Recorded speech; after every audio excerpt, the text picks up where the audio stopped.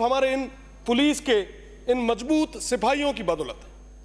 अपराधियों में भय, आमजन में विश्वास, ये जो वाक्य है वाकई बहुत मजबूती के साथ हमारे ये जो सिपाही हैं ये चरितार्थ कर रहे हैं। पर कुछ देर पहले सादुलपुर से आने वाले माननीय सदस्य ने कहा, और मैं भी उसी बात से पूरे तरीके से इत्तेफाक रखता हूं, कि आज भी हमारे उन साथियों को साइकिल भत्ता ही मिल रहा है। मंत्री महोदय, आजादी के इतने साल बाद आपको यह मौका मिला है कि कम से कम ये साइकिल भत्ता जो वर्ड है इसको तो चेंज कर ही दीजिए। और अगर आप इन सिपाहियों को अलग से अगर भत्ता देते हैं तो निश्चित रूप से ये इस प्रदेश सरकार का एक बहुत बड़ा कदम होगा। आज के समय में मैं इसकी बात करूं या चाहे छोटी छोटी डिमांड्स जो हमारे constable, head constable, ASI, SI की है, उनको पूरी तरीके से नजरअंदाज किया जा रहा है। साहब, मैं तो बात करूंगा जिसकी बात मुझे लगता है कि अभी की जानी है। जब भी यहां से निकलते हैं तो हमारा ट्रैफिक रुकवाने के लिए 4 हमारे जो सिपाही साथी हैं वो गेट पे खड़े होते हैं। वो 24 घंटे वहां पे ड्यूटी देते हैं। हम 10 मिनट के लिए अगर सड़क पे खड़े हो जाते हैं तो हमें लगता है कि साहब कितना पॉल्यूशन है। जो 24 घंटे वहां पे खड़ा रहता है उसकी क्या हालत होगी, उनकी मेंटल हेल्थ के बारे में चिंता कौन करेगा।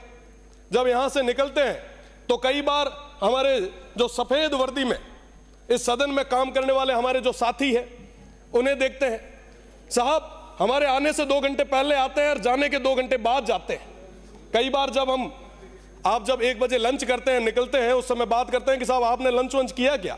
वो कहते हैं कि साहब सुबह करके आते हैं और रात को आप जब सदन खत्म करते हैं तब हम जाके करते हैं। साहब, वाकई हमारे ये जो साथी हैं बहुत मजबूती के साथ काम कर रहे हैं, पर उनको जो बेसिक चीजें जो है वो उपलब्ध कराई जानी बहुत ज्यादा जरूरी है। सही बात की अभी कि साहब आजकल अपराधियों के पास फॉर्च्यूनर है, बड़ी बड़ी महंगी महंगी गाड़ियां हैं, पर हमारे सिस्टम के पास, हमारे प्रशासन के पास क्या है? आज भी वही जीप, मुझे नहीं लगता जिसका कभी इंश्योरेंस भी हुआ होगा। कई बार साथी कहते हैं कि साहब हमारी इन जीपों का इंश्योरेंस भी नहीं है, अगर ये खराब हो जाती तो हमें अपने तरीके से सही कराना पड़ता है। ये हालत है हमारी।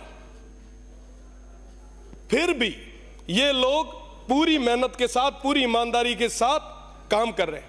आज अगर कोई घटना घट जाती है तो सबसे पहले तलवार पुलिस पे पड़ती है। साहब, ये पुलिस वालों ने सही काम नहीं किया। कोई चोरी हो गई, साहब एसएचओ को उड़ा दो। सबसे कमजोर कड़ी हमेशा पुलिस को माना गया। कई सारे उपनाम हमारे इस सिस्टम ने, इस सोसाइटी ने दे दिए। आज जरूरी है कि हम इनको मजबूत करें। जो ग्राउंड पे काम करने वाले हमारे वो जो बीट के अधिकारी हैं उनको करें। डीपीसीज की बात हो रही थी, काफी लंबे समय से वो प्रयासरत है, उनकी कोई बात सुनने के लिए आगे नहीं आ रहा। साहब, जब आर्मी को केंद्रीय स्कूल्स मिल सकते हैं तो हमारी जो पुलिस लाइंस है उसके अंदर अच्छी क्वालिटी की एजुकेशन के लिए क्यों नहीं अच्छे इंस्टीट्यूट हम तैयार करें। साहब, ये तैयार करना हमारी जिम्मेदारी है।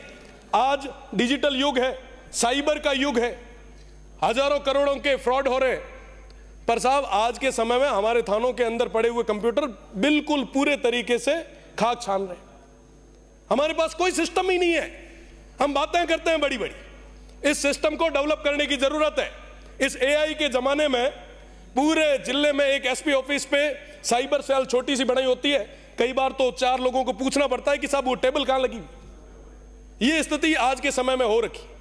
मेरा निवेदन है आपसे कि कम से कम ऐसी जो अपग्रेडेड सेल्स है उनको और ज्यादा मजबूत करने की जरूरत है। साथ ही साथ जो हथियारों की बात हुई, अभी चर्चा चल ही रही थी, क्योंकि मैं बाड़मेर, जैसलमेर और बालोतरा उस क्षेत्र से आता हूं, पश्चिमी राजस्थान से आता हूं, जहां पे धीरे धीरे जो नया काम हो रहा है उसके साथ साथ कई सारी और चीजें भी बढ़ रही है, क्राइम भी बढ़ रहा है।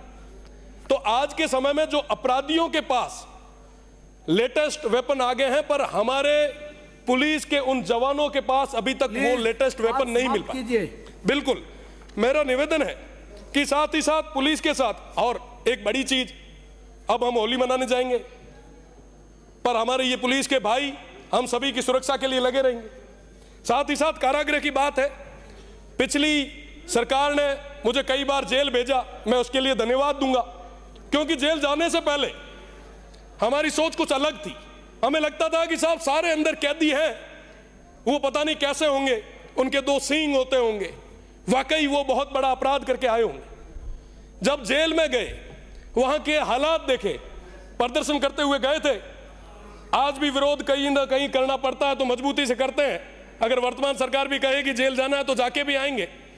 मैं निवेदन करना चाहूंगा कि वर्तमान के अंदर जितने भी जो अपराधी हैं, आप उन्हें अपराधी कहो कैदी कहो, बहुत 80 से 90% लोग ऐसे हैं जिन्होंने बिना किसी इंटेंशन से एक्सीडेंटल कोई एक्ट हो गया, और उनमें से भी 50 से 60% जो है वो 18 से 30 साल की उम्र के हैं।